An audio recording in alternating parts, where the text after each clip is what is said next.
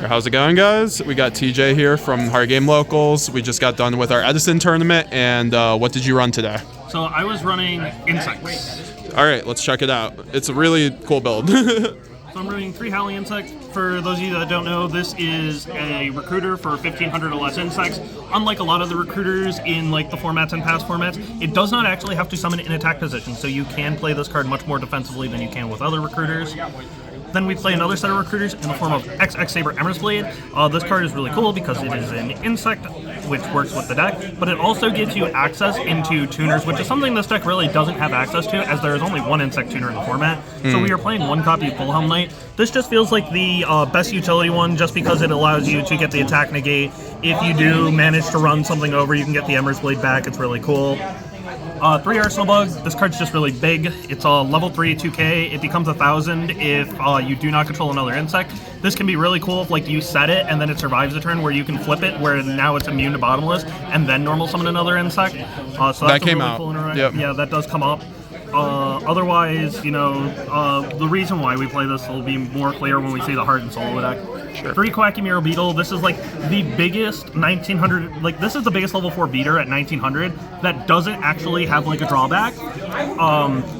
It's also really cool in utility because decks like Blackwing, Lightsworn, stuff like that really struggle into some capacity to be able to get over this, because any monster that is light or dark that is special summoned immediately has to go to defense. You won the 1 round against me with that card. Yeah, I did win a game against you using that card because you just didn't have a way to like physically beat over it. Yep. 2 Chainsaw Insect. This card's not great, but 2,400 beater in the format is pretty decent. The only other option you have for a really big beater is Jirai Gumo, which gives you the chance to have your life points, which isn't great. I'd rather give my opponent the free draw. This card gets better post-siding when you put in Skill Drain. Yeah. 1 Cross-Sword Beetle. This card, it's a little situational, but basically, while I control another insect, all my insects get piercing. So if you combine that with some instances with Beetle, it just gets really strong. I heard you did like 3K over guy's wolf or something like that, and piercing damage. So I swung over a wolf and a Lila to do like 3K damage. That's crazy. And then 2 Spyder Spider. This card also can work with the Beetle, but it also works outside of Beetle as well. So whenever it destroys a defense position monster by battle, it brings back a level 4 or lower insect from the grave. Okay. 1 Aztekipede. This is just because it's searchable. It also gives you extenders later into the game for some pushes. And like I said, there's only 1 insect tuner in the format, which is Fire Ant Ascator. That's crazy to me. The effect doesn't really come up as much unless it is post-sighting, where you can crash it to get Cyber Dragon, because when it dies, it'll let you bring back a level 5 with its effects negated. What's your what's the synchro that you most often go into? Brionac, which we'll get to the reason why very soon. Then the last monster is 1 Doom Dozer, just really big body. So the heart and soul of the deck is Verdant Sanctuary. This card, whenever an insect monster is destroyed by battle or card effect, I can search an insect with the same level, which means that not only do my recruiters get another monster on board, it also gets a card in the hand, which is why it's relevant that the Arsenal Bug is level 3, because both of your floaters are level 3s. Oh, okay. This only works if the monster is face up, and even if the monster is flip face up, like during the battle, you don't get this. So you do have to like normal summon your floaters, but it's fine. So this isn't once per turn, and neither are your floaters. So that's why I said Brionac is like the most made synchro, because you just get a bunch of pitch fodder where you can clear a board in a heartbeat. Yeah, that's crazy to me. Like the advantage you were generating, I think you drew like 2 or 3 of them in the 1 game against me. It was crazy. Pot of Avarice, because obviously we can sometimes be doing like a lot of crashing with our floaters, like we'll self-crash floaters, or people will just keep running into a lot of floaters, where this deck can run out of steam, so you do want a way to have some amount of recursion. Yeah. 1 MST, 1 Heavy, 1 Brain Con, 4 Ad Staples, pretty good. Why no Giant Trunade? So the problem with Trunade, in my opinion, is I'm not really worried about swinging into a lot of aggro. This deck does have the ability to maintain tempo, whereas like there are not a lot of times where I'm going to be making a big push where I need to clear out the back row. Okay, makes sense. Traps 3D Prison. So even though we have floaters, there are some bigger monsters that we can't really deal with that this helps us clear. 2 Bottomless. 2 Starlight Road.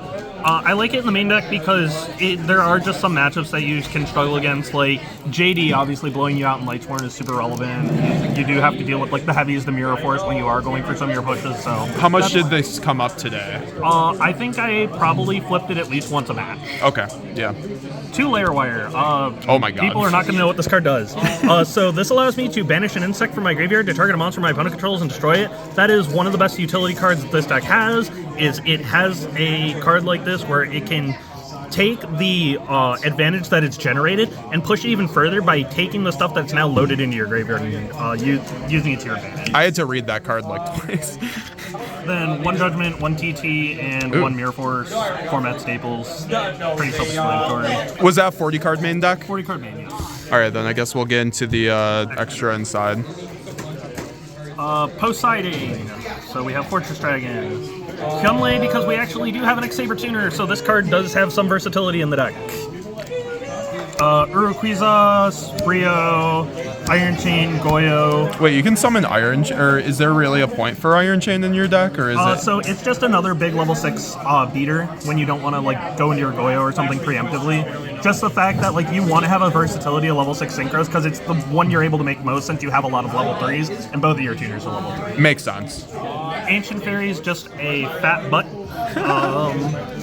Black Rose, obviously, good card. We do play... Did you Black Rose at all today? I did not. It did not come up just because there was a lot of times where I was afraid of like something like the Starlight Road. Fair. 2 Stardust. Ooh, alternate art. And then we do play a couple level 5s in Android and Catastor. I mean, these really don't come up unless you brain con like a Raiko or something. Okay. Mistworm, this is like the second like most used synchro outs that's not like a level 6. Like anything that's level 6 obviously gets priority, but there are times where this can clear a board. Yeah. And then 2 level 8s again in case you end up, you know, brain conning something. Would you ever run like Mind Control main deck or something like that? I have debated whether or not I want to play Mind Control. I just think in a lot of situations that the brain con just comes up more. Yeah. Especially because it gives you the ability to attack. Yeah. Which is the biggest part. Okay. Side deck. So being an insect deck, we do have a cool utility card in Man-Eater Bug. This is like our Raiko of the format. And if it sticks to the board, you flip it up, and then it dies, you do have the ability to use the Verdant to get the other copy. Do you just side that because you don't want it going second kind of thing, or certain decks? It's a thing that against certain matchups it comes up, it helps you take out like big beaters you can't normally get over, or cards that just are like super problematic. Sure. 2 Sidra, it's Edison. Yep. Smashing, Book. Like I said, this deck can play Skill Drain because a lot of your effects are grave effects, and then it also turns like your Chainsaw Insect into 2400 for free. It makes sure that the Arsenal Bug can swing for 2k regardless of whether or not you have another insect, and it's just good into certain matchups where like they are very effect reliant. It's really good at managing the quick draw deck, stuff like that. Oppression, because the only special summoning we really do the most is during the damage step, so this doesn't matter anyway. Did you side this against anyone right now? I did side this against quite a few people today. I sided this in against lightsworn twice today. Like I played 2 lightsworns today, and I sided in against both of them. It did end up winning me my first match of the day because I just drew it, and he had no outs, and he couldn't, you know, no JD, no Dad, no Chaos Sword. What are you doing? And then the 1 Transmigration Prophecy. Oh my gosh. This card messed you up so this card's really cool. It can shuffle back values, it can get lightsworn names out of the graveyard, it can even just be a utility card in its own right. It's really good because it's chainable to something like MST or Storm. You can use it to shuffle back your own cards, so like I sometimes find myself putting back my Verdant Sanctuaries or some of my monsters to just keep the grind game going. It just has a lot of utility. Would you ever run one more of those, and also would you ever... this card is at 1 in Edison. Oh, okay. Would you ever run more, or main deck the Oppressions or Skill Drain at all? If I felt like I was in a format where Oppression was a lot stronger, I would consider it. Like if I was in a very heavy quick draw meta, but with a lot of people on like blackwings, even though they do struggle a bit against Oppression, they have they do play the Icarus attack, which is huge. And a lot of them, if they're not the Vayu Turbo build itself, which this doesn't affect, still do play a number of Vayu, which this card doesn't do anything. Okay. And then the skill drains, I feel like because I'm playing the tuners, the Synchro access is a lot better. Like, the Synchro access on deck is better than a card that I have to draw. So this card just sees a lot of play in the side where it just counters harder matchups. Okay, sure. You just had some really interesting choices, so that's why I figured I'd ask. But thanks for the deck profile. That was a really cool deck. Anything else you would like to say about the deck? I think it's really cool. I do know that there is the build that topped the one Edison tournament that was playing a higher Aztekipede count with playing Kamakiris and the Beelist Soldier. I have considered playing that build. That is something I do have to look into a little bit more before I decide whether or not I want to play it. Okay, sounds good. Thanks for the deck profile. Bye now.